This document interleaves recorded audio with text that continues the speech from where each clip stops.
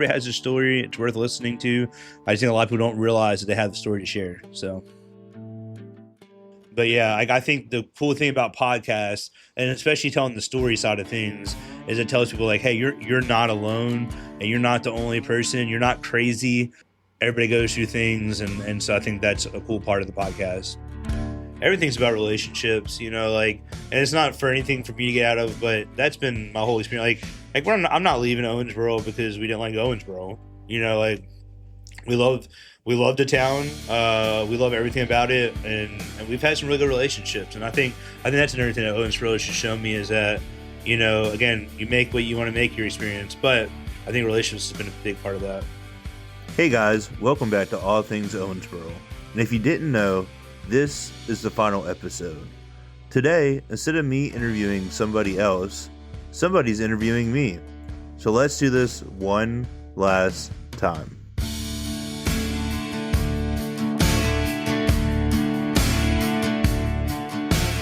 Hey guys, welcome back to All Things Owensboro. And if you didn't know, unfortunately, this is my last podcast for All Things Owensboro. Now, doesn't mean I'm just going away and disappearing completely, but we'll publish more about that later. But as far as Owensboro goes, it's my last one. It's not because the podcast has been terrible. It's not because you guys have not been listening, but it's because I'm about to embark on a new journey with my family to Louisiana. Lake Charles, which is the southwest side of the state, not New Orleans. And yeah, it's scary. It's new. We love Owensboro, so it's not something in our cards for 2026, but maybe we'll get into some of that a little bit today. But today, instead of me interviewing someone, I have someone interviewing me, and that is Tyler Dill. He's the owner of Bluegrass Bourbon Dessert Bar over there at Williamsburg Square, and right across from OCC, and has a thriving business. Had him on closer to Father's Day, or at least I think I tried to. But Tyler's been a faithful listener to All Things Owensboro, and I thought it'd be cool and really fitting to have Tyler come on and interview me. So Tyler, thanks for coming on today, man. Yeah, no problem, man. You said it's your final one, but you may be back. Yeah, we'll see. There's a possibility in Lake Charles for me to come out with one. I already have some stuff in the works, but like I said, we'll kind of keep that down low, maybe announce that in the next couple of weeks after we move down there. So yeah, not even that. I mean, because you never know. It could bring you back up here. It could, yeah. You never know. So there's an opportunity for me to come back for sure. I never want to close the door on God. And like I said, we'll get into that in just a little bit. But yeah, there's an opportunity for me to start season 2 of All Things Owensboro. Not in Owensboro, different name, but probably the same hosting platforms so you guys can follow along. Again, it won't be Owensboro, but it's still people telling stories, and that's what we're all about, is coming to the table. Literally, me and Tyler are sitting at a table in his restaurant or business. I don't know, I wouldn't really call it a restaurant, business, dessert bar. And that's what we want to do. We want to keep bringing people on, share their story. Everybody has a story. It's worth listening to. I just think a lot of people don't realize that they have the story to share. So yeah. So shall we jump right into it? Yeah, Tyler, I'll let you lead from here, man. All right. So I mean, you are kind of almost a year in. Yeah, we're actually a year. We started April 21st, so we're a year, and when we end this, we'll be a year and 6 weeks in. All right. So what made you want to do a podcast about Owensboro and the people? Yeah, no, that's a great question. I have a broadcasting background. That was my undergrad, actually. I've enjoyed editing and meeting people. I've done some podcasts previously with some friends. I've done a sports and faith one. I've done one at a previous church I was at for Upward Parents, which is sports leagues. And so when I got here, I thought, man, it'd be really cool to start one. But I was brand new. So I was like, no one's going to want to talk to some guy from Oklahoma City that talks really fast and doesn't know Owensboro.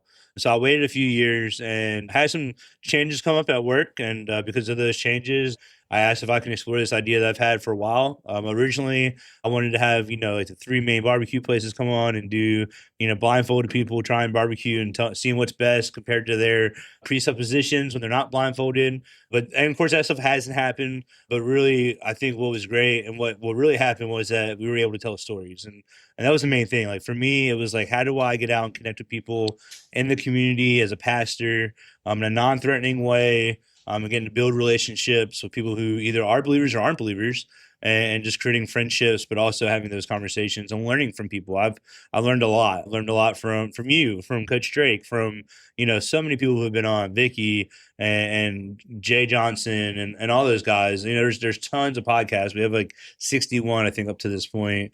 And so, there's lots of stories that I can reflect on and say, man, like that really taught me XYZ. And I think that's been really cool.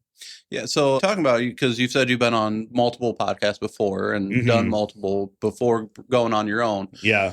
Which things did you bring from each one in and made it your own for All Things Owensboro? Yeah, no, that's a great question. I think for me, so one that I ran for about 3, maybe 4 years was one called Golden Point Sports. We haven't recorded in a couple years, so you go look for it. It's old. I think one of the last things we did was the Last Dance documentary over Michael Jordan and the Bulls. But I think what I learned from that was, one, podcasting is an opportunity to share the gospel and to share Jesus. And Golden Point Sports, I would relate what was going on with something that was spiritual or faith-based, and that was pretty cool, like the draft or whatever. And so, but one of the cool things we did in the summertime is that we got a little bit of boldness in us, and we started reaching out to former athletes, D1 professionals, all that stuff, and we'd have them come on and talk about their career and all that stuff. I think for me, what I brought from that is that I had to come up with questions. So what I would do is I would research the snot out of that person. So thank you, Google. This is before AI, all that stuff. And, I looked at their career stats, looked at their stories. And my thing was, hey, let's listen to a few podcasts they've been on, if they've been on one, so I don't ask the same generic questions that they been asked for on the other 4 podcasts.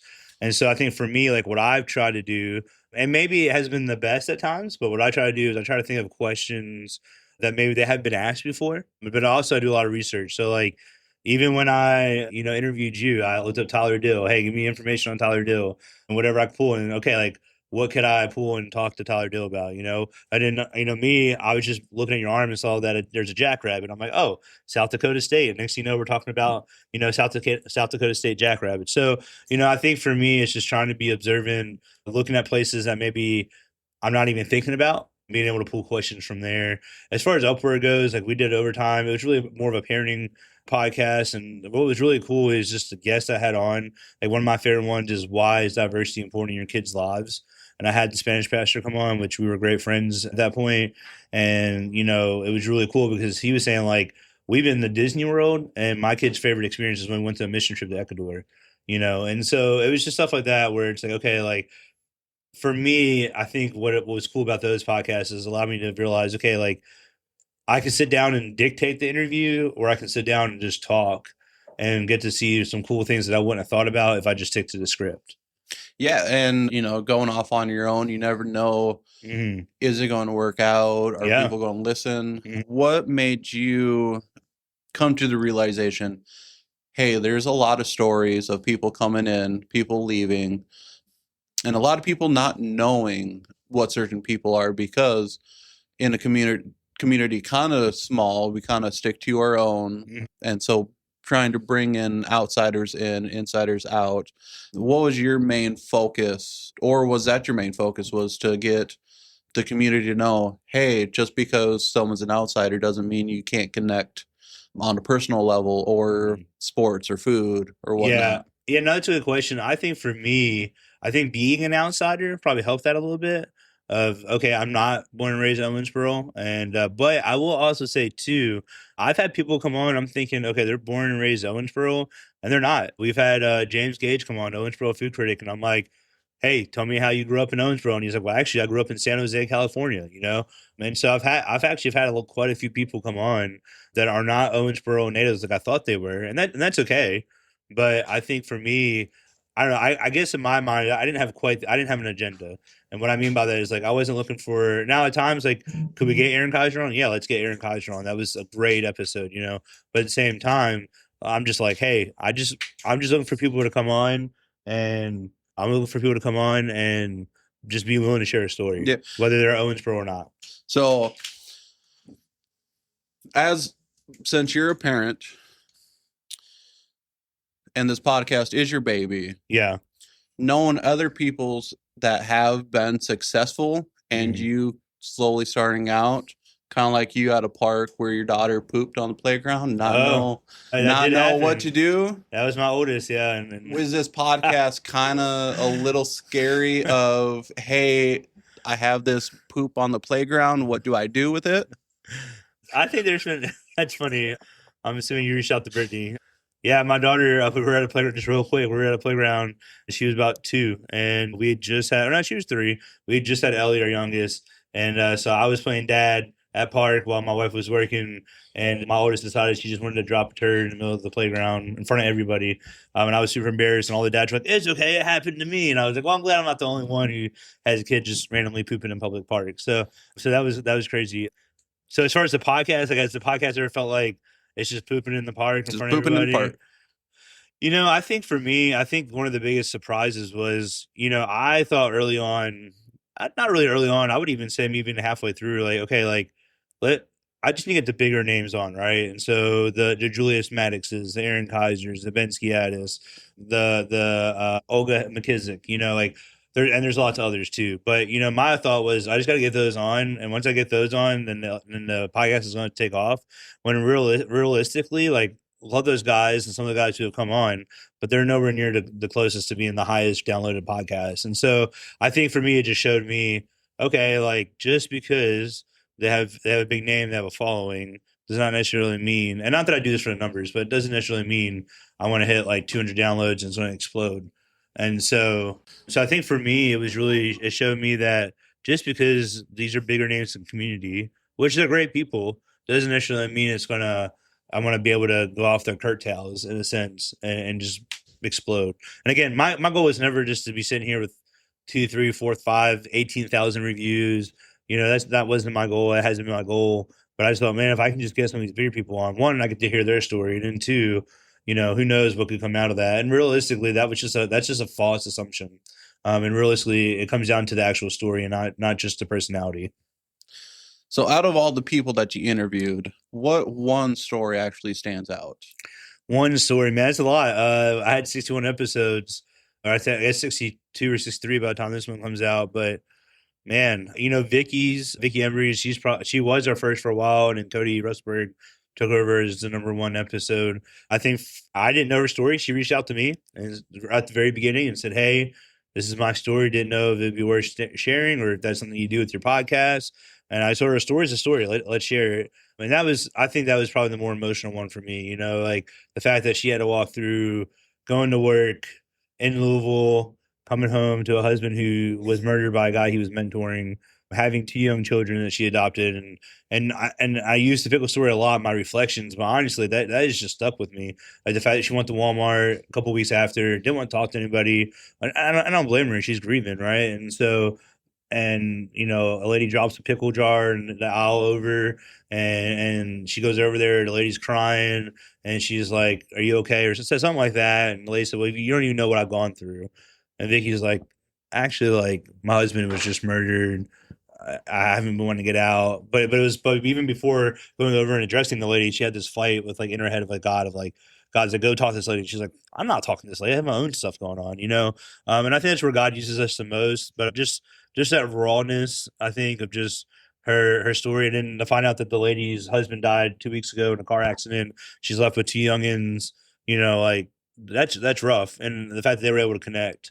And so I think, like, for me, like, and I know I've used that one a lot, but that's probably the one that stuck with me probably the most. And not that the other ones aren't important, but even I guess even another one maybe would be Adam overall. Is like, I've known Adam for the last 4 or 5 years, and to me, Adam just seemed like the average Joe. Which is not a bad thing. And he came on, and I think his story of just how the church, like, he left the church, and he was a knucklehead, and he knew he was. But when he got back to church, they could have easily been like, hey, like, that's the trouble kid over there. I mean, but instead they flipped it and they loved on him, and that's why he got back in the church. And so I think for me, like, that just is a really good example of, like, God's grace for us. Like, and I'm not trying to get, like, over spiritual anybody here or anything like that, but in real honesty, like, we're all sinful.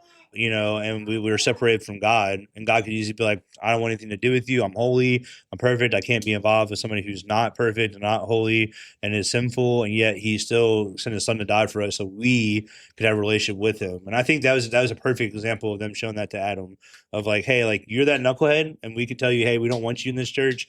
We're trying to be as perfect as we can. But instead they flipped it and said, hey, like we want you here. We're loving on you. Thanks for coming back. And so, I just think like that to me was huge and it was pretty cool. Yeah, that story kind of reminds me of another story. I don't know if it's real or not, but it was this biker punk looking kid. Mm-hmm. He just wanted to see how other people would treat him. So he went to different churches and different places, and they didn't want to be associated with him. But then he went to one church, and these two old ladies, they're like, have you ever been to church before? And you're going to sit with us. And then said, hey, next week you're going to come. We're going to get you some food and all that stuff. That's so really cool. with that, I mean, because people can look one way, but you never know what their heart is until you actually get to know them. Yeah, and I get that. Like, I don't know. I think for me, like, we hear so many bad things about the church, and I'm not saying church is perfect or people in the church are perfect. I'm not saying I'm perfect. I've judged people before. That has not been a fair judgment. But I think to hear stories like the old ladies who loved on the biker who came in who didn't look anything like them, or Adam who. He had a reputation at Third Baptist as a kid and coming back and being loved on. I think those are the stories that we miss out on a lot is that we want to, and I get me wrong. Like, I know religion is not the best thing to talk about in a mixed company, but at the same time, I think we miss out on those stories too. Like, we hear all the bad stuff when there's good stories out there like that. Yeah. And I mean, because if you don't talk about, your past, good or bad, yeah, how can you connect on a personal level? Mm-hmm. And good thing with this podcast is you're reaching out, you're trying to get people's stories to where maybe listeners like, I've been through that, how can I help the next generation or someone who's started a business? Mm-hmm. If someone wants to do a business, now they got someone that has experience instead of starting a different route and made it to where they don't know all the answers. So this just kind of helps bridge that gap. Oh yeah, for sure. Yeah, I was thinking like 2021. I've been diagnosed with OCD, like, and not just putting things in order, like intrusive, obsessive thoughts. And I've shared that once in one of the episodes, but I don't share it a ton because people don't quite understand it, and it gets kind of weird real quick. But in saying that, 2021, I went through a really, really tough battle with OCD. Or 2022, we were buying a house. It probably came from a lot of the stress from that. I mean, I got very depressive. And in fact, I don't know if I've even shared this before, but I was thinking even like suicide at one point. If I'm just being honest. And I remember going to counseling, and I thought I would tell my counselor, which I went to Gary Barker, amazing counselor, would suggest him to anybody, campus counseling, not a sponsor could be. But, I'd be like, man, I'm like, Gary, like, why am I the only one that's having these obsessive, intrusive thoughts? And, he made it really clear that, like, everybody's going through something. They're just not always vocal about it, and so we can always learn from somebody else. And I think and the only reason why I'm sharing that is I feel like it goes back to what you were saying is like, it may not be depression or OCD or even a serious instance like suicidal thoughts. But I do think it goes back to like, even if you own a business, like if you listen, you might think I'm the only person in the world going through this specific thing. Then you can listen to a story and say, man, like they went through the same thing I did, or I'm going through a similar experience and I can learn from that. So I don't know if that really matches up. I guess in my head, I'm thinking like, there's a bridge there, but yeah, I think the cool thing about podcasts, and especially telling the story side of things, is it tells people like, hey, you're not alone, and you're not the only person. You're not crazy. Everybody goes through things, and so I think that's a cool part of the podcast. So when did you get involved with the church, mainly in your adult life? Was that before or after you and your brother started fires in the trash cans? Oh, well, that was way after. I'm not an arson. I'm not a pyro, but and my relationship with my older brother is definitely complicated. But for me, when it comes to church, we would go to church on Christmas and Easter. I mean, that was kind of our thing. Was we don't really go to church, but Christmas and Easter we're going to be there. And then my parents divorced when I was 8. When I lived with my dad till I was 10, and we definitely kept the Christmas Easter thing. I moved with my mom when I was 10, and we went to the church a little bit more. I've been to pretty much every kind of denomination out there, but it wasn't until my senior year where I realized, man, like I'm in school telling people I'm a believer, but the next sentence out of my mouth is full of curse words, or it's a dirty joke, or so to me it wasn't. I wasn't reflecting Christ in any kind. I mean, I was walking the walk or whatever, but I wasn't talking. Or I was talking the talk, but I wasn't walking the walk. And really, it wasn't until my senior year I just kept hearing, the fruits of the spirit. If you're familiar with that, if you're not, it's in Galatians. But it's peace, patience, kindness, goodness, self-control, goodness. I can go on and on. It's a little bit of a longer, but there's fruits of the spirit. And I thought, man, I'm. And the weird thing is, I heard it in 3 different places in a matter of 2 weeks at three different places. So again, I'm not going to the same church at this time, and I kept hearing fruits of the spirit. I'm thinking, man, I don't do any of those fruits of the spirit. I mean, I may be calm when I want to be, but I'm really a jerk. I mean, I would bully people. I mean, it just, I wasn't reflecting the fruits of the spirit at all. And I realized then on March 17th of 2007, my senior year, that I didn't really have a relationship with Christ. It was just something I identified with, but I didn't actually have a relationship with Christ. So I gave my life to Christ my senior year. And that's when I really started getting involved with the church. And so it wasn't just, hey, come to youth group. It was, hey, I'm reading my Bible now on my own. I'm asking questions. I'm exploring the opportunity of maybe even going into ministry at this time. So that's probably where trying to make up for what you did younger, just so you can maybe a little bit. I don't know. I'm not sure if I really had that thought of like making up for my younger years, but looking back, if I tell people like, man, they're like, man, you're so chill, you're nice. I'm like, well, that was BC, like before Christ. Like you didn't know me beforehand, and I think, and not to brag again, I'm not perfect. I'm not, and nor am I trying to be, but I will say like where I was before I knew Christ and where I am now is a complete 180. Like if you knew me in high school and you said, hey, you're going to be a minister who does podcasts and does rec ministry and does community engagement, tell people about Jesus, I probably would have laughed at you. Yeah. Like, you're crazy. So more involved after high school? Yeah, after high school for sure. Were you part of doing Faust and Cravens, or what came first, Faust and Cravens or those Connect camps? So Connect Camp, well, I would say a little bit of both. So what helped with Cravens is when we came to Owensboro is October 2020, so it's still during COVID. When I remember that we had this like drive-through pounding, and the principal of Cravens, who I didn't know was principal at the time, came through, and I found out she's principal, and I said, hey, I love for us to connect with the local school. And, we did it, and there was nothing, like there was no benefits for us in connecting. You know what I mean? So like it wasn't just like there was a hidden agenda there. And so we got involved with beautifying the school and reaching out to the teachers. But yeah, so I mean, that's how we got involved, was through the principal coming through the drive-through pounding line. Got involved with Courtney, who's now Cliff, was in Barger, and just been able to make relationships there and build relationships. And then Connect Camp was kind of, I mean, so when I came in October 2020, I just said, hey, what are we doing? And, I know it's COVID. And they're like, well, we're not really doing much. We may not even have VBS this year. And I had some friends that ran Connect Camp and thought, well, we got to bring this in the community. We got to be reaching. People want connection. People want to be around each other. We've been isolated for a year, in our houses.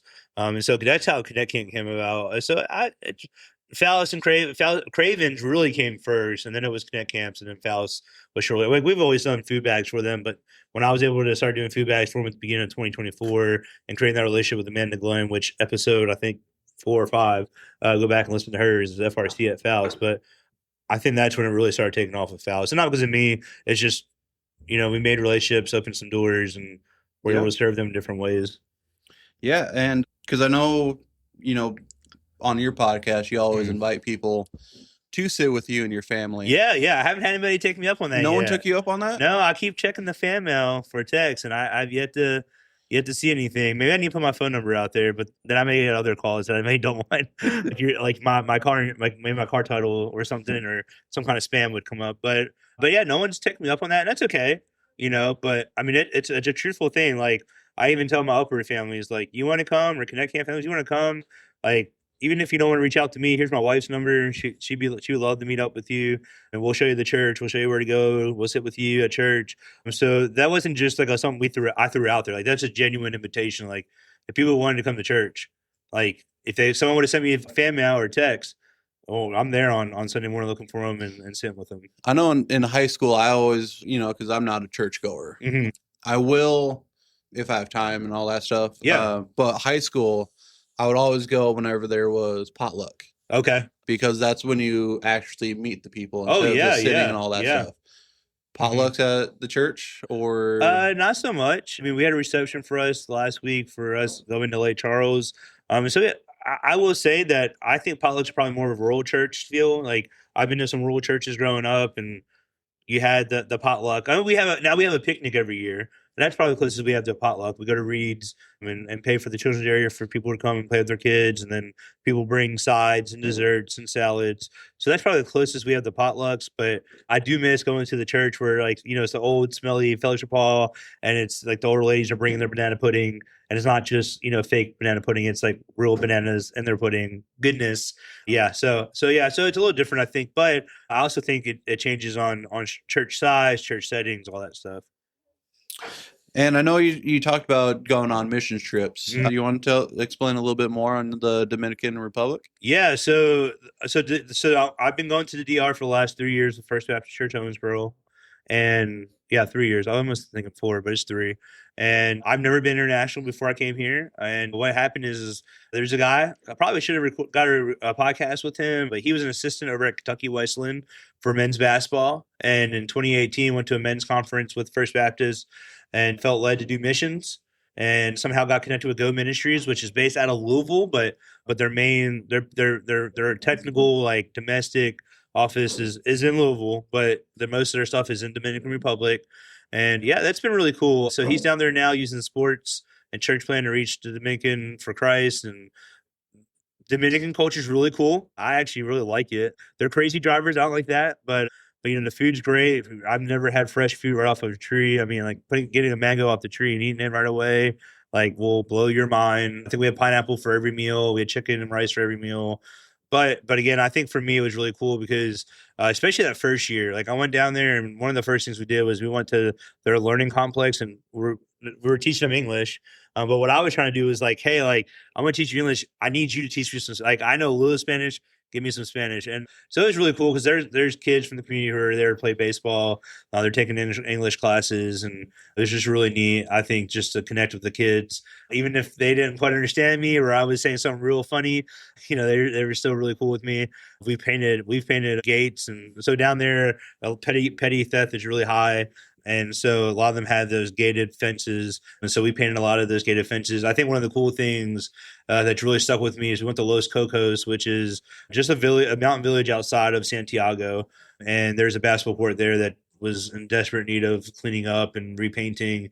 And so we repainted it. And then at the end there, Brett was like, hey, Brett, what's your life verse? And I'm like, it's John 3:30. Why? And he was like, we're going to put that in the middle of the court. And so, like, it's really cool. I have a picture of us standing at the court where we painted Juan 3:30 in the middle of the court, which is, he must decrease and I must decrease. I must decrease, he must increase. And that was pretty cool. Because I know you are a movie buff. I'd use that very lightly. Yeah. But was there, because I know you're probably a fan of Fast and Furious. Yeah, well, so I like the first one and the second one probably the best, but yeah. Was there any classic cars in Dominican Republic?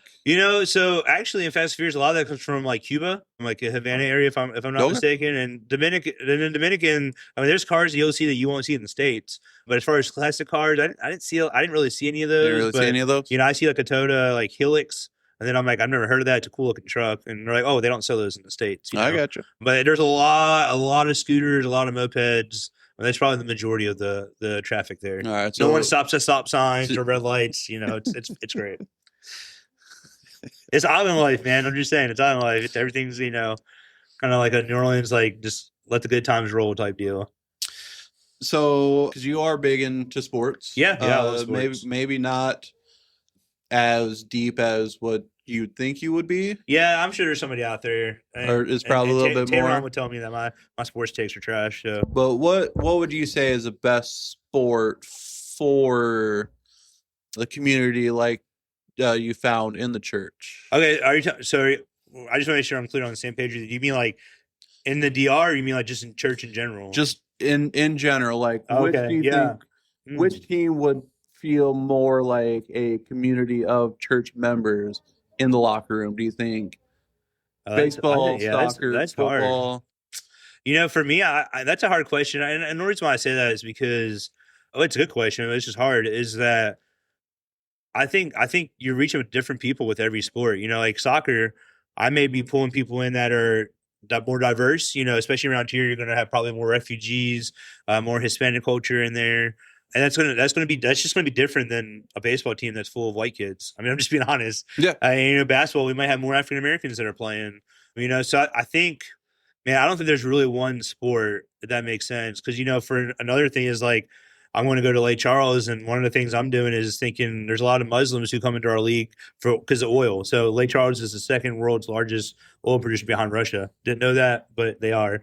And so a lot of Middle Eastern families are starting to move in, and it's like, so why don't we try cricket? Well, I tried to watch cricket the other night on TV, and it was like 2:45 to 9. They're like trying to hit blocks. They're trying to hit. I don't know what's going on. But in saying that, like I think for that culture, like cricket is probably the best. So I think it just depends on like who you're trying to reach, and not necessarily who you're trying to reach, but I just think each sport brings in a different culture. And it's not a bad culture. It's just different. So I don't know if there's really truly like one sport. Pickleballers get the older people, and that's great too. Or maybe having a game day or whatever. Yeah, because I know there's people where they'll go play sports with their church friends. Yeah. Or I know there's like a softball league for Davis County. Or football where they kind of get like that community outreach to kind of help broaden people and maybe bring people in, but also, hey, this is football. We don't have to do everything that we see on TV. Yeah, for sure, yeah. And it's like, there's a way you can have like that churchness. Yeah, well, so I would say like for us, it's basketball because we're landlocked over at First Baptist. So basketball is really our big thing. We talked about maybe trying to do some lacrosse with a local family that I've been able to become good friends with, Pete McKendrick. He's on an episode. Go check him out. But I'm good friends with Josh Lambert across the street, OCC rec guy, and he's like, man, if someone would just do flag football, that would take off. And I'm like, if I could just find some space, and you got Pleasant Grove, and they got little sluggers, and that thing fills up super fast. Like they do well with little sluggers. So again, like I don't know if there's just one to fit, one fit defines all. But I think at First Baptist, basketball has been our easiest sport to do because we had the facility to do it. We don't have the land space for soccer or for flag football. But I think Cross Point's about to start up soccer, which is really cool. I think they're going to try to bring in some flag football too. So, speaking about people, what did Owensboro teach you, and vice versa? Yeah, I think for me, it's taught me a lot. I think. For me, it is you make your life what you make. This maybe kind of goes off a little theologically, maybe not super sound, but I guess what I'm trying to say is, it's a smaller town, but there's been opportunities even with Apollo where like lately I've been running Blue Bridge Sports, like that was something I just took on. Like, hey, there's not really anybody that's dedicated to just Apollo, and let's establish that, and that's made some really cool relationships. And so I think for me, wanted to show me like, hey, obviously God's going to dictate a lot of things, but you have a little bit of creativity there in yourself to write your script as well, and some free will there, but which is a whole nother subject. But yeah, I think you make what you want. I think number two is, man, I heard a lot of things like as being an outsider. I would say like someone who came in who wasn't born and raised in Owensboro. Churches don't work together; they're very territorial. That was proven wrong in Connect Camp, and just through some of the connections I made. I've had other people like, man, like Owensboro better than I do, and I was raised here. I mean, that's not a brag on me. It's just, I just put myself out there, And so I think for me, I think it really showed me is, you. I think at the end of the day, like you make a lot of what you want. You make the experience how you can craft it yourself, pretty much. And so people are like, well, there's nothing to do in Owensboro. I don't know. I would disagree a little bit with that, but again, like if everybody has different preferences and different things going on, I think at the end of the day, like you can kind of dictate your own experience a little bit there. Yeah, and I mean, because I've heard several people say there's nothing to do, but at the same time, it's like, are you a hiker? There's a couple trails. Yeah, you could.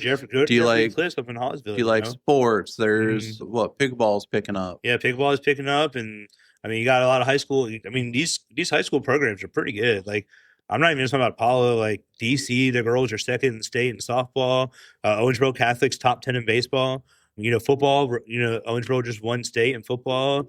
Apollo volleyball has gone to Elite Eight, and so even if you're like So I'm just saying, for the sports person, we don't have a professional team or anything, but I mean, I think our high school athletics are pretty stinking good. And I mean, even just getting involved, I mean, you could easily find something to do. Oh, yeah. And now that we have that indoor amusement park. Oh, which I went with the girls last weekend. That was pretty fun. And so, things are slowly getting to the big city life. To where there's more things to do than you realize. You just got to take the first step outside your door and discover it. I think for me, like, the other big thing is, like, don't wait until they go out of business to support them. Like, that the problem is, the reason why they're not out of business is no one's really supporting them. And so, we've lost laser tag and a few other places around here like Ozone, and people are so mad about it. And I'm like, but nobody was going. Like, the reason why they closed down because they weren't making any money. Like, they have to be able to live. And so, yeah. But I also think too, like, again, I think Owensboro's also shown me over and over again, like, everything's about relationships, like, and it's not for anything for me to get out of, but that's been my whole experience. Like I'm not leaving Owensboro because we didn't like Owensboro. Like, we love the town, we love everything about it, and we've had some really good relationships. And I think that's another thing that Owensboro has shown me is that, again, you make what you want to make your experience, but I think relationships has been a big part of that. If you had the power one day, what would you bring to Owensboro? What would I bring?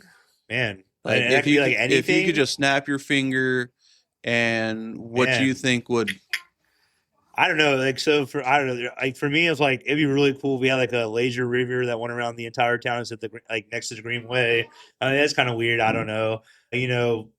Or even just around the park. Or just around the park. That'd be a lot simpler. I don't know. I mean, I think, like, personally, like, I think trying to, and I know, like, I worked with the TBL with the Thoroughbreds. I know they've tried to do the River Dogs at Chautauqua Park. This is like a wooden bat league.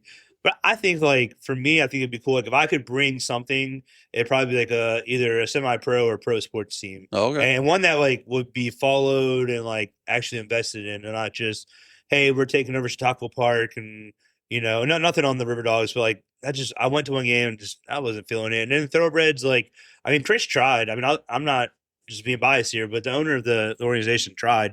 It's just, I think we're a very youth heavy sports town. And I'm not sure how to really build that culture to make a team really take off. And that would be the biggest struggle, I think. But I think something like I think the bring baseball back idea that's been popping up, I think that's a really cool idea. But again, it comes down to experience. So, like, if the park is going to be really basic and boring and your product's so-so, like, no one's going to come to it. Yeah, and I mean, like, any sports team, you also don't want to have the price be so high to where for sure you're not going to have that attendance, you're not going to bring in the people. But on the other side, recreational, besides the lazy river. Anything? Yeah, no, you said recreational? Yeah. I think, one of the things that I thought was cool is we've been over to Evansville, and I took my girls to Wesselman Woods. I mean, it's a nature playscape. And so it's tree houses and logs and rocks and ropes, and it's more of a natural play setting, a creek they can play in. I think something like that would be really cool. Again, we have Smothers, great park. We have Legion, probably our family's favorite park. We have parks.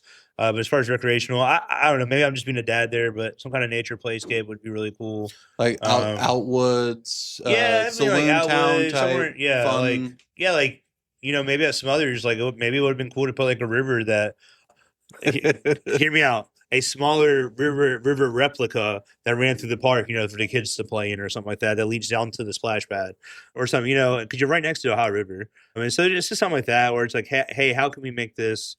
I'm a very big on an immersion experience. So, like, how do we bring people and make memories, if that makes sense? Yeah, and I mean the amusement park, they're only on phase 1 of their stuff. So so who knows what it could look like? Who knows? Maybe a lazy river is in their works. I don't know the owners. I don't know. I know some guys that work there.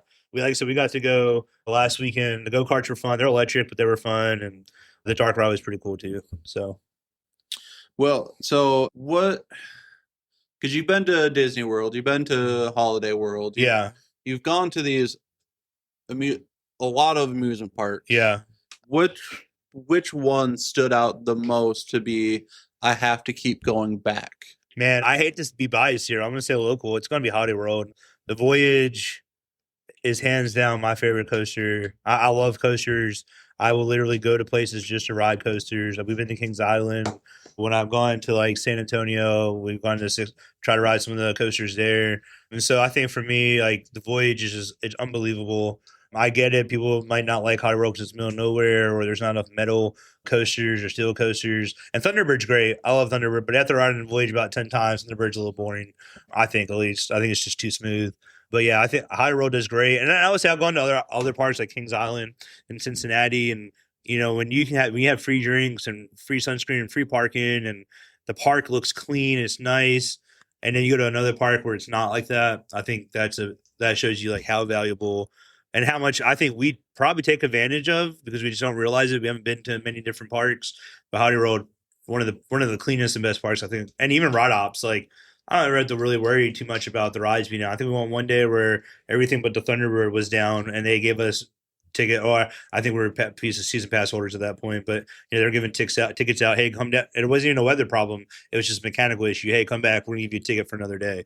And a lot of parks aren't doing that. Yeah. And so I think for me, like experience wise, like again, middle of nowhere. We're always watching out for deer when we come home. Probably almost hit a few, but park experience wise and ride ops and they're top notch. Speaking of deer and almost hitting them, yeah, being somewhat nicknamed the Honeymoon Hulk, where you were traveling to Disney World on your honeymoon, flat tire, trying to change it. Yeah, things didn't go according to plan. Car smacks down into the ground. You hulked it up, your young bride watching in amazement. Yeah, you know. Any other stories like that? You know, the tire one is kind of bittersweet because it's a great memory to maybe laugh about, but in the moment it was not fun. We went, so the tires, so this is a really inside short story. The tire tread was real low before we went down. We drove. When I tried to tell her stepdad, hey, like these tires are pretty bald. Oh, they're okay. And so we were a couple of days in, and of course the tire blows. And so we go to Midas, right? So Midas, the Good Touch, whatever, put our tires on, and we're maybe 3 miles down the road on our way to Magic Kingdom, and it blows again. And stupid me, I didn't do this on purpose to have an ingrained memory in my wife's head of me being the Hulk and how awesome that was, I guess. But, you know, like, I put the jack up on the car. I took the tire off, and then I'm like, I'm just going to put the tire back on with the jack on. That wasn't the best decision, and that's what happened. The jack fell off. We're on the side road in Florida on the highway. And I don't know. I guess in the moment where adrenaline's going, you can do a lot of things. But, yeah, I was able to lift the car up while she put the jack on. It was a Nissan Versa. But anyway, I mean, we've hit a deer before coming down. We lived in Tennessee, going through some fog. That was that honestly was not a good moment. But yeah, I don't know. I don't know where I was going with that. But yeah, that's kind of the story there. Just any other honeymoon Hulk stories? The other Hulk stories went to Universal, and the Hulk line was too long, so we didn't get the chance to ride that coaster. But no, like no other Hulk. I mean, I did serve in Orlando for summer missions. I worked at a go-kart track. They nicknamed me Sully because I'm big and hairy. So that might be the closest thing I got.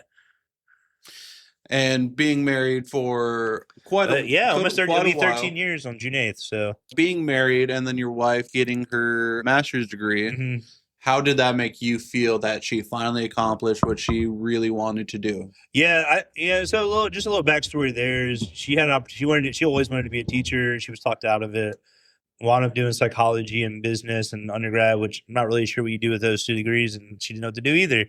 She was like, I don't want to listen to people's problems. I have enough of my own. And so she wanted to do counseling. And so she's been talking about wanting to do teaching probably for like the last 10 years, probably since we've been married or whatever. And so for her to go to school as an assistant, really fall in love with it and see her fall in love with the kids at Cravens. And there's a couple kids on the list of, hey, if something happens to them, we're going to foster or adopt them. Which we almost had somebody in the spring because of some issues. But again, just getting to see her walk that was really cool. You know, she put it was hard. It was a lot of work for her between being a new teacher and doing master's work and it was hard. So I'm super proud of her for that. Like it was really cool. We got a couple of confetti cannons and blew them in the house when she walked in and realized that that was about a year and a half ago, and we're still finding confetti in the house. So I think when I find that confetti, it's just a cool reminder of like, hey, like Brittany got a master's.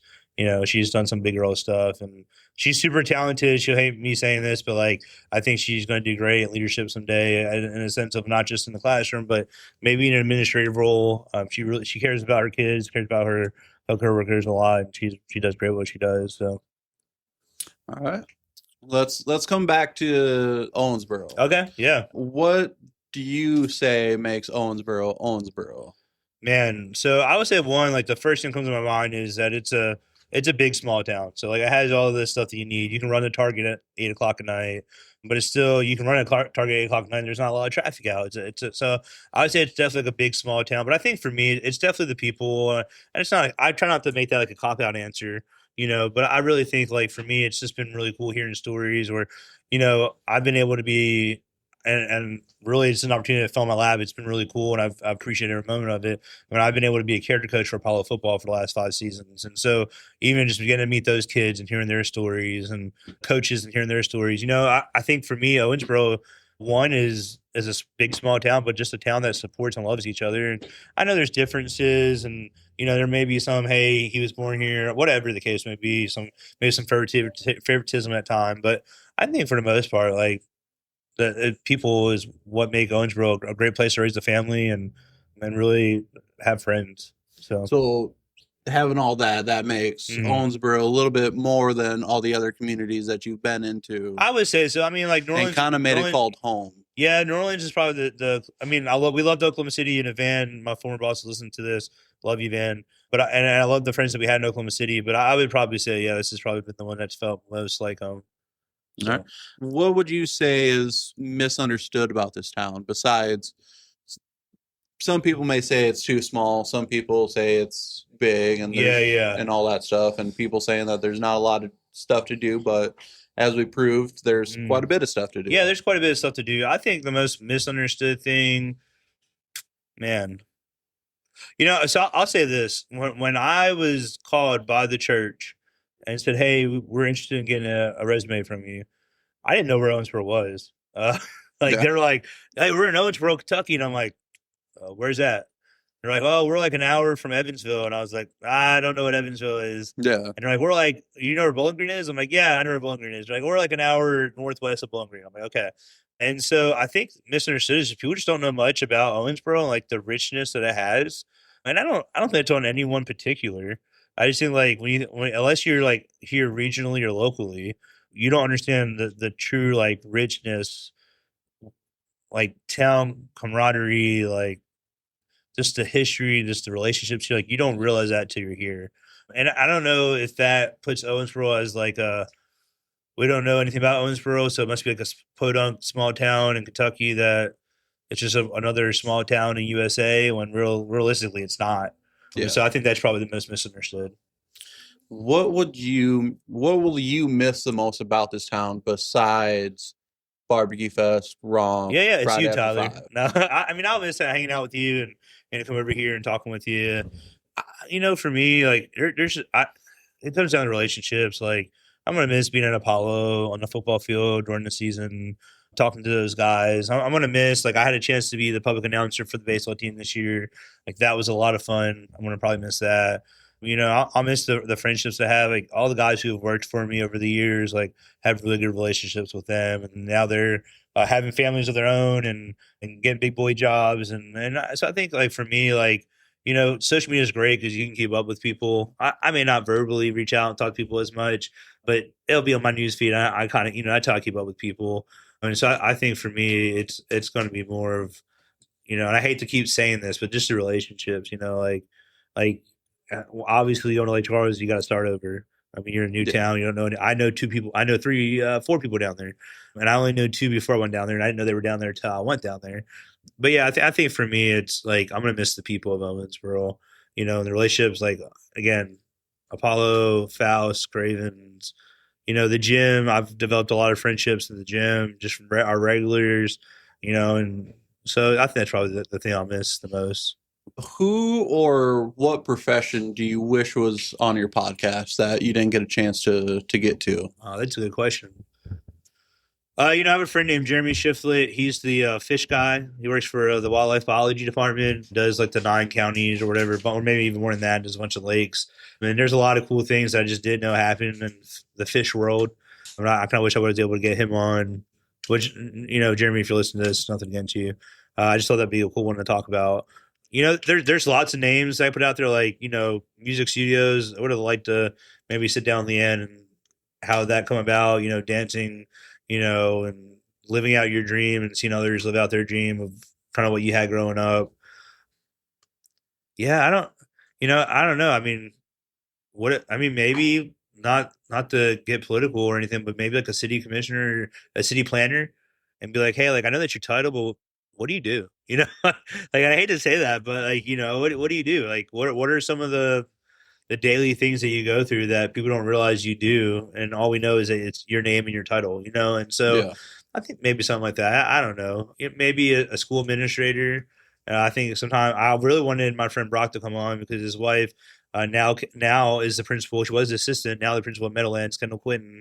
Brock, I really wanted to get that perspective of what it was like to be married to an admin at the school, because it is stressful. It's a lot. Hours don't make sense of hours worked, and there's a lot of stuff that you got to watch what comes home, what is said in front of the kid, all that stuff. So maybe that. Rex Whiteman coming on, or not Rex Whiteman. I know Rex Whiteman, but Rex Chapman, maybe. I don't know, but I think for the most part, like I think I've been able to talk to a lot of people that I just never thought I would be talking to, and I don't know. There's really like a strictly like a one person fits all kind of thing. With many podcasts slowly popping up, and other people discussing about starting a podcast, what lessons have you learned that you would want to pass on to them so they don't have that struggle that you started off on the first day? Yeah. I would say one, like keep going. Don't be perfect. So like keep going. Like you may get 10 episodes in and you have four downloads. You're thinking, what am I doing? Right. I mean, there's a reason why you started the podcast. There is. And I don't know what that reason may be, but there's always a reason why a podcast is started. There's always a reason why you invest things into something, right? Like, so yours is the Bluegrass Suburban Dessert Bar. Like there's like you obviously enjoy baking, being creative, like serving the community. So therefore you invest in it. Right. And I think that's the other thing is like, if you're going to make a podcast, you're obviously doing it for a reason. And so like, keep going. 2, you don't need all the most expensive stuff, just get a mic, I will say like, there's so much AI stuff out there now where like, not that it will write the script for you, although I'm sure it could, but it will edit for you and piece it together and make it sound good, like good quality. And I would say the other thing is really just, you just start it. I think for me, like I wish I would have started 5 years ago and I didn't, so I think if you're sitting there thinking, man, I want to start a podcast on youth soccer, whatever, well, do it. Like you're the only one thinking of that right now. And there may be some other podcasts out there, but do it. You don't know until you start it. So Almost closing a chapter on this book of Owensboro. yeah. Putting on pause because you never know. Yeah. You never know. Could be brought back for chapter 2. Yeah. Could be, working on a sequel. Yeah. For Louisiana. Yeah. Why Lake Charles? What made them reach out to you, or you? Yeah, so I'll just tell you the Brad Unfiltered version. We were down in Memphis visiting Brittany's family. That's where she's from. And I got a text around Christmas from a 337 number. I didn't know what 337 was, and it said, "Hey, we're interested in talking to you about a potential job opportunity in Lake Charles." And I said, "I'm not interested." And they said, "Well, we got your name from a few friends of mine from seminary that are not even interconnected, which is weird." And then Upward Sports apparently suggested my name. And so I said, "Well, I'm just being honest. My sister, in which I'm going to do a podcast episode, so I'll record it here this weekend, but you'll hear it before this podcast. My sister has stage 4 breast cancer, metastatic breast cancer. And so we're 2.5 hours away. So I'm like, my big thing was like, hey, like Jesus says in the gospel is like, let the dead bury the dead when it comes to following him. That is really easy to say. That is extraordinarily so much harder to follow. when you're in those shoes. And I'm not saying my sister's dead or she's dying, but no one's guaranteed the next day. And I love my sister dearly. And so the fact that like we're a 2.5 hour, we can go down any weekend we want, kind of drive to now you're 9 hours away, 9.5 hours away. That's been hard to think through, you know. And I was just honest with them, like, hey, like, I'll be honest with you, like, relationships, number two, my sister, you know, like, and so we had talked just briefly. I didn't pursue anything. She reached out to me about 2 weeks later and said, hey, can we do a Zoom meeting? And at this point, Brittany's like, I don't care. I'm not leaving, blah, blah, blah. And I was like, well, I'm not saying I'm leaving either, but let's just take this Zoom call. I mean, so we took the Zoom call and he ran out his 43 minutes. And while we're waiting for another link, my wife looked at me and she's like, this is perfect for you. And so again, so we finished the Zoom call, didn't pursue it. About a week and a half later, Brittany's like, hey, when are we going down to visit Lake Charles? I was like, I thought you didn't want to leave Owensboro, you know? And at the same time, about 2 days later, Ryan reached out, who was my supervisor down there, and said, hey, like, we'd like to have you come down for a visit. And so I got upward cover for the day, went down around Valentine's Day. And just, they're like, what do you think about our facility? And it's really big. If you look it up, Trinity Baptist Church, the Trinity Center. I'm like, I'm really overwhelmed. And they're like, why? And I'm like, so I've never seen a facility connected to a church this big, nor would I ever think that somebody would entrust me to run it. And so I really did like honest. I mean, I was just real honest with them. Like, this is what's going on in Owensboro. This is what's going on with my sister. Like, you really want me to run your facility, you know? And yeah, so that happened. And then again, I didn't pursue it. They reached out again and said, hey, we'd like to do a formal interview with you. And then just there's some doors that closed, and I won't get into what happened, but there were just some things that happened, and it was just pretty obvious that God's like, all right, like, it's just I'm closing the door here for you in Owensboro, and we're going to go down to Lake Charles. So my girls, they're super excited. I thought they'd be terrified. And they're sad too, but for leaving friends. But they were asking me, Brett, you know, when are you going to accept the job? I'm like, I don't know. Like, you guys are more excited than I. You know, that wasn't anything against Trinity. It was just, again, like going back to relationships. So yeah, and what's nice is when you have good friends, good connections. Now it's like, hey, come down for vacation. Yeah. Maybe let's come down after Easter and eat some crawfish. You know, we go to the drive-thru and get a bag of crawfish and do a bowl. Let's do it. And a lot of people don't know, you're only 2 hours away from New Orleans, 3 hours from Houston. Oh, it's actually 3 from New Orleans and 2 from Houston. Okay. But it's the little a weekend trip, which you know. Yeah. Well, we'd be an hour and 10 minutes from Cajun country, Lafayette. You know, like the swamp and Cajun culture. Yeah. So I mean, if you ever needed a place to stay, I'm guessing there's... Yeah. So I found out through going down there. You know, Lake Charles and Lafayette both have regional airports. So you could fly into Houston and we'll come pick you up. Or New Orleans might be a little further, but Sora, who's the athletic trainer at Apollo, he's Japanese, and me and him become good friends. And I'm like, you should come down. He's like, I love the Saints. And I'm like, let's do it. Like, come on down. We'll go do a Saints game on one Sunday. So, yeah. So with all your connections, you can always come back up. Yeah. Dude, we want to come back up. We want to come back up and see people again. We made some really good relationships. We want to see people. I definitely want to see what the new ride's going to be at Hollywood Road. You know, it's a little selfish, but we definitely want to come up, like, for sure. Like, Brittany's best friends here. The girls have really good friends here. I have good friends here. Like, we definitely want to, you know, try to come up every once in a while and see everybody. So. Yeah, and vice versa. They can always come down. You can give show people how to do a crawfish. Yeah, hey, I know how to eat a crawfish. I don't know how to do a boil yet, but I can eat a crawfish. We lived in New Orleans for a little bit, so. Oh, boils are easy. You just dump everything and then there you go. Cook it and then pull it out. But seasoning is important. Yeah, okay.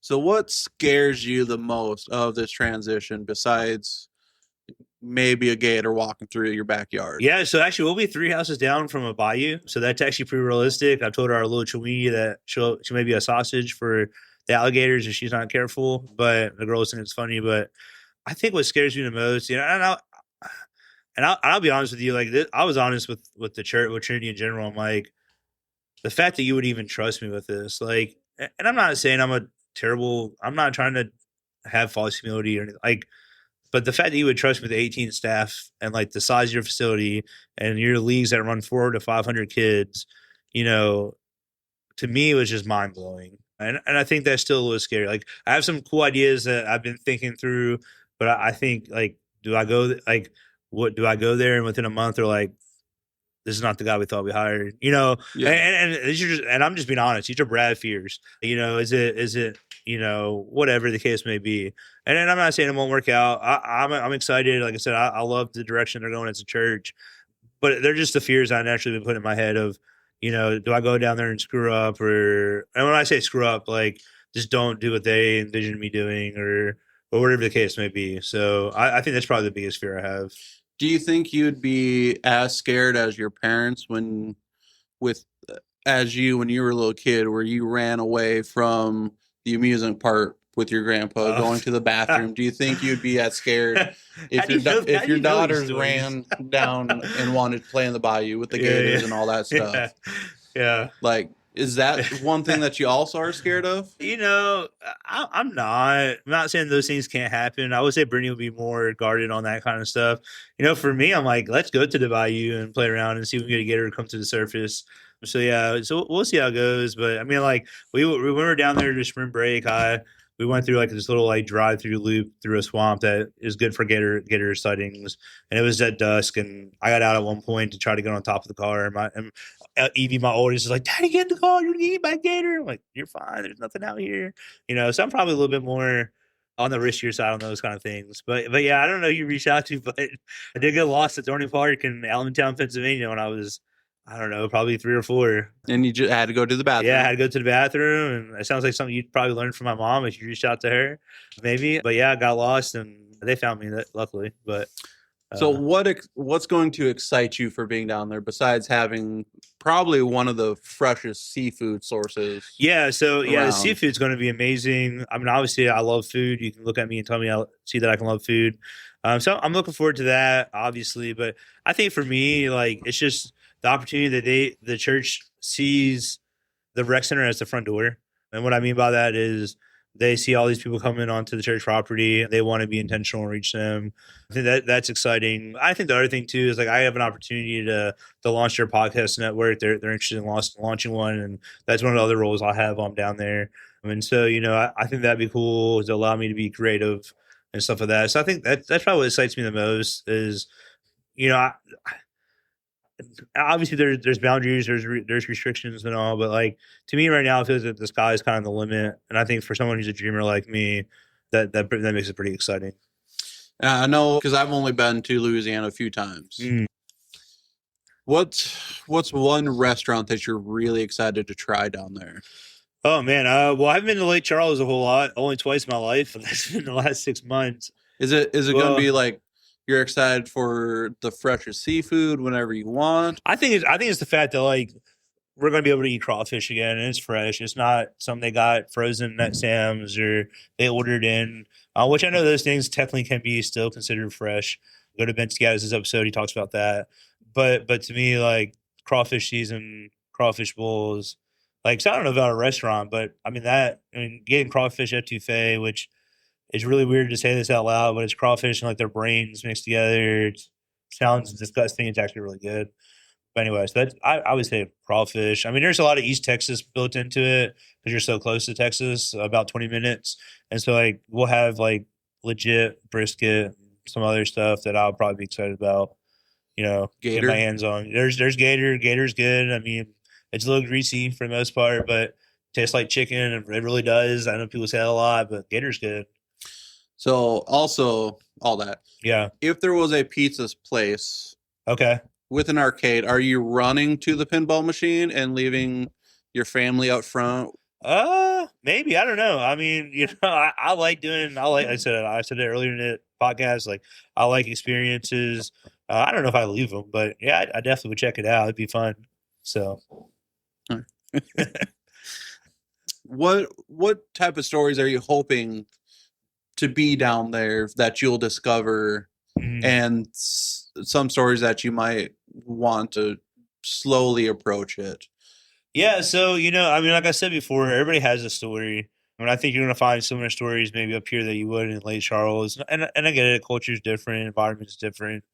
So I think for me, you know, I like the Cajun, swampy, bayou feel, culture. And so I think for me, like some of the stories that I think would be kind of cool to catch is maybe a grandparent that even still speaks Creole French, you know, and He's willing to come on and talk about just the evolution. Like, really, a lot of people don't know this, but before 1940, the south of I-10 in Louisiana was all Cajun country, and they spoke Cajun French. They didn't speak English. And so, really, that didn't start happening until post World War II.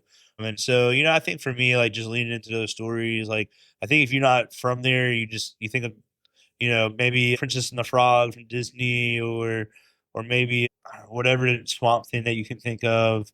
That's what you think of as a swamp. I think there's a lot of cool stories of resilience. And they've had two hurricanes in 2020 back to back. So I think some of that, like, not that I'm doing it for the clicks, but I think those would be some interesting stories I like to hear. Of, hey, how'd you get through this? How'd you start over? Maybe what was it like, when you were a kid and people started talking English for the first time? Like, I think that would just be some really cool stories.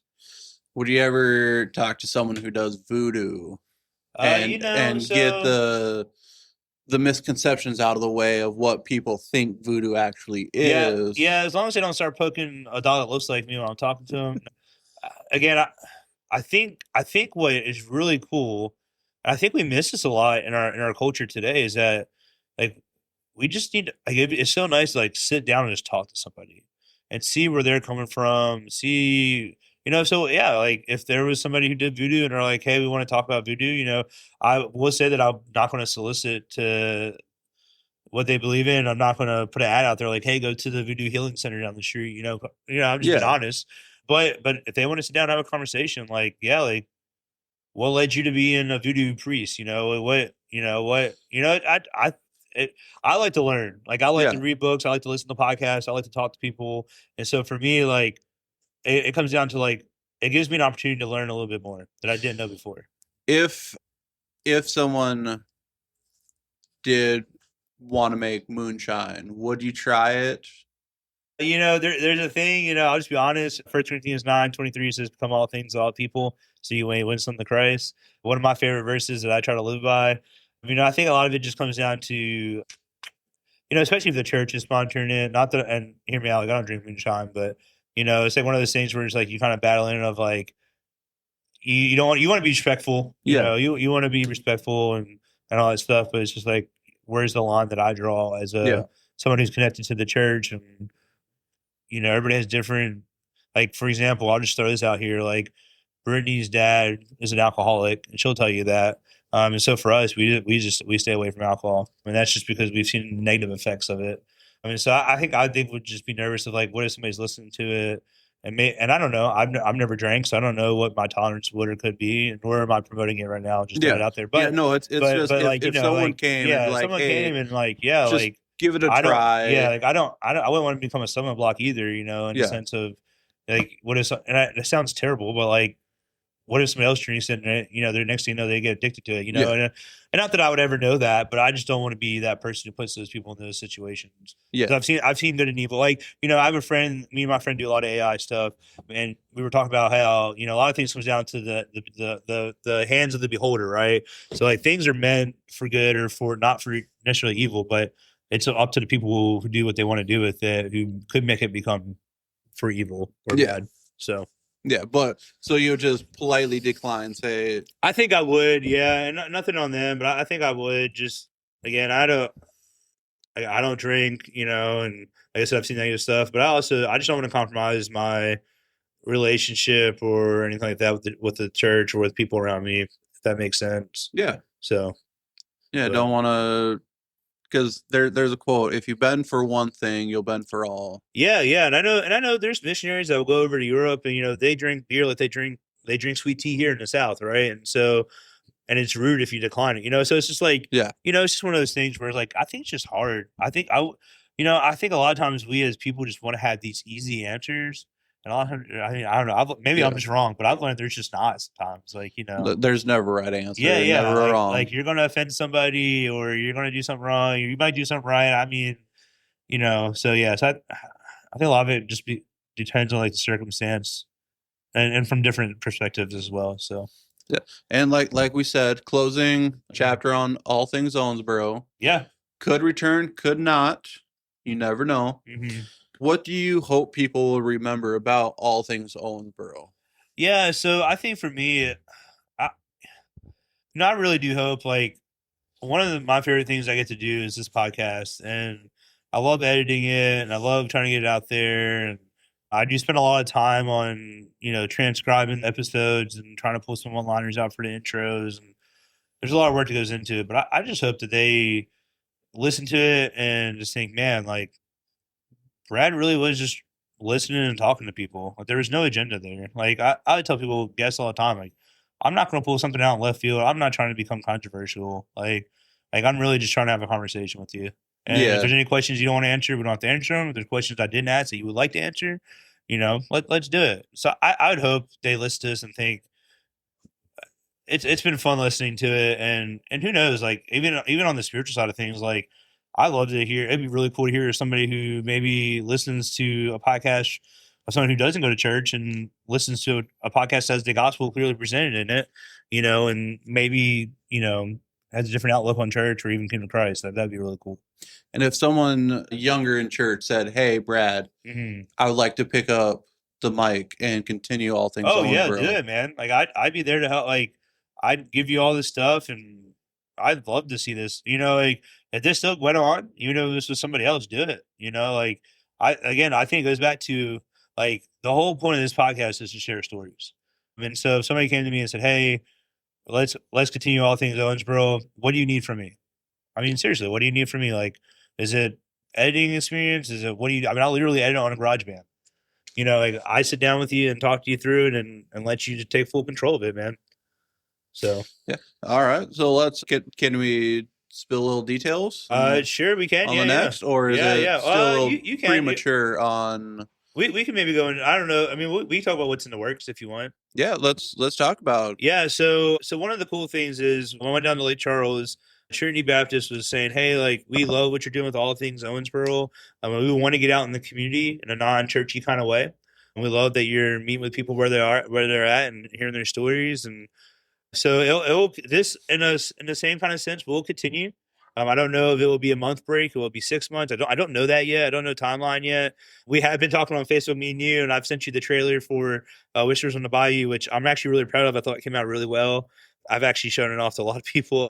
But yeah, so the point of it, the point moving forward is maybe starting season 2, calling it Whispers on the Bayou. I mean, not for it to be scary or anything like that, but really just stories of people in that area, Southwest Louisiana, whether they're growing up in the middle of a swamp or they're working on their oil rigs or whatever the case may be, just hearing stories out. And so, like I said, we'll get it out there at some point. Bayou, Whispers on the Bayou.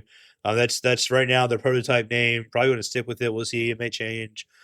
But yeah, so we'll see how it goes. I have a lot of cool ideas. Again, I'm a dreamer, but we'll see how that goes. But yeah, so there may be an opportunity for you to.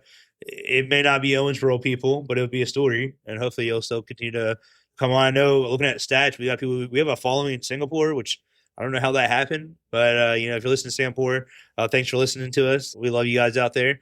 You guys, for whatever reason, listen to our podcast, and we appreciate it.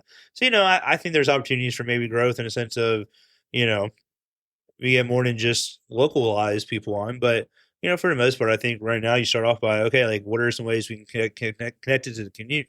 Because the thing is, like I've had people on who are like, hey, now that I've been on, like here goes 4 friends that you need to go reach out to. I think they would love coming on, and it's usually 4 friends I've never heard of before, and so I think for me, like that's the next step is I think that will kind of expedite a little bit of getting to know some people in the community that maybe otherwise wouldn't have happened if it wasn't for the podcast. Yeah, so. You already got 4 episodes right there.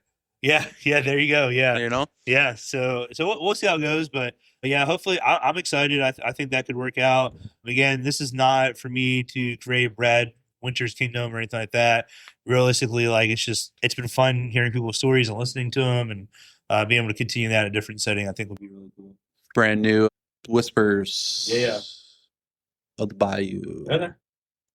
Take it away. So just lead into it. Yeah. Yeah. So, all right. Well, guys, Tyler, thanks for coming on to interview me. It's been really cool. I'm usually not on this side of the mic. And I hope if you're listening to this, you got something out of it. And it's not for my ego or anything like that. It's, again, this is what podcasts are for, I feel like. And so, if you're listening to All Things Owensboro, or even if you listen to one story and it was yesterday, thank you. Thank you for listening. Thank you for whether you've been in Owensboro or Louisville, or which I learned how to say that word right. I think I'm saying it right. Or you're in Australia, which we've had to download there, weirdly enough. Thanks for listening. I think it's been great. I think the support's been really cool to see that it's just been exploding. And I wish I can continue on with Owensboro, but obviously that's just not in the cards. God has different plans. And, sometimes following God has a cost to it. And you see that throughout the Bible. I feel like I've seen that a lot in my devotions lately. But again, we have Whispers on the Bayou coming out hopefully soon. My goal would be like 2 to 4 weeks once I'm down there. But again, we're moving. It's a different city. I'm kind of moving into more of a shepherding role and with the staff more than I am do everything with the rec center type deal, which I haven't had before just in general. And so it may be a month, it may be 6 months, but again, be looking out for Whispers on the Bayou. I don't even have guests lined up yet. I have somewhat of an intro in mind, but I think it's going to be a lot of fun. And if you're listening to this, like one thing that I always like to lead, I always ask people on the spot for gold. But if you're listening to this, you're like, there's just like one thing, like you didn't listen. You're like, we're an hour and 18 minutes in, Brad. Like, I'm not even listening to this. This is background noise at this point. I just want to leave you with one thing, and that's really everybody has a story. But don't be afraid to share it. Like I could go into detail of my life story. We don't need to, but I can. And again, like Tyler said earlier, you may be a baker and trying to figure out how to do things, and hear another bakers talk about their experience and be like, hey, like I learned something new. So don't be afraid. Everybody has a story, and it may sound boring to you, but you just never know whose life you can touch through that. So yeah, and I mean it's not. I mean, you could say it's the places that we've been, but it's also the people that we meet. Yeah, people we meet, places we've been. I think all that influences who people are in the current moment, right? Yeah, because we always meet that one person that makes us better. Mm-hmm. People that challenge us. Mm-hmm. So, you get that friendly competition to where, okay, I got to outdo this person now. Mm-hmm. And then a few weeks later, they outdo you, and then you got to out them. Yeah, exactly. I mean, I think competition, like when viewed in the right way, is super healthy. Yeah.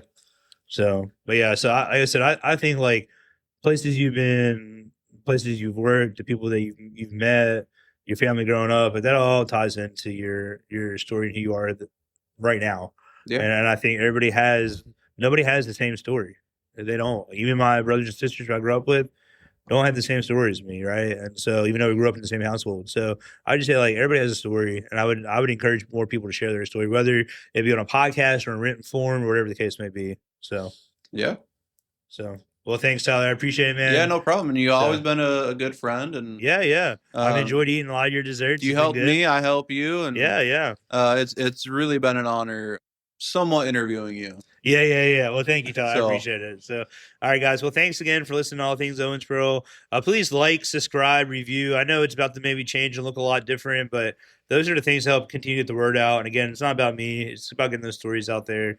So make sure you do that. But thanks for everything that you guys have done over the last year and 6 weeks. I appreciate the support. I hope to see you soon on the other bridge. So we'll see you later, guys. And quick little lesson. Yes. Don't start fires in trash cans.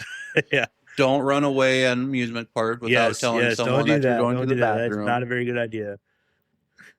Yeah, don't learn my life lessons. Yeah. And if your kid poops in the playground, someone else has already experienced that. Don't freak out. I literally was freaking out, and my dad's like, "It's okay. It's happened to me before too." And I'm like, "All right." So yeah. Well, thanks, Tyler. I appreciate it, man. Yeah, no problem. Again, thank you guys for listening, and hope to see you on the other side. I don't really know how to end this. And honestly, maybe that fits. Because stories usually don't end as cleanly as we want them to. Sometimes they just transition into something new. When we moved to Owensboro in 2020, I had no idea what the city would become for our family. I didn't know the friendships we build. I didn't know this random podcast idea would turn into over 60 episodes, thousands of downloads, and conversations I'll carry with me for the rest of my life. But somewhere along the way, I realized this podcast was never really about numbers. It was about people. The biggest names didn't always have the biggest impact. Sometimes the stories that hit hardest came from ordinary people just being honest about life, struggles, faith, loss, family, business, fear, redemption, and second chances. And I think that's what I'll remember most. Not the microphones, not the graphics, not the downloads, but the people. Owensboro welcomed us. Not perfectly, but no place is perfect. but relationally, deeply. I'll miss Friday nights. I'll miss OYBL. I'll miss Connect Camp chaos. I'll miss Apollo Sports. I'll miss random conversations in Walmart about an episode somebody listened to on the way to work. And more than anything, I'll miss the relationships. Because at the end of the day, that is what lasts. So as my family heads to Louisiana and steps into whatever God has next, I just want to say thank you. Thank you for listening. Thank you for supporting this thing. Thank you for trusting me and so many others with your stories. And maybe this isn't really goodbye. Maybe it's just the end of chapter 1. So for the final time, this has been All Things Owensboro. And whatever life takes you, keep showing up for people, because everybody has a story worth listening to. This is Brad, and this is All Things Owensboro.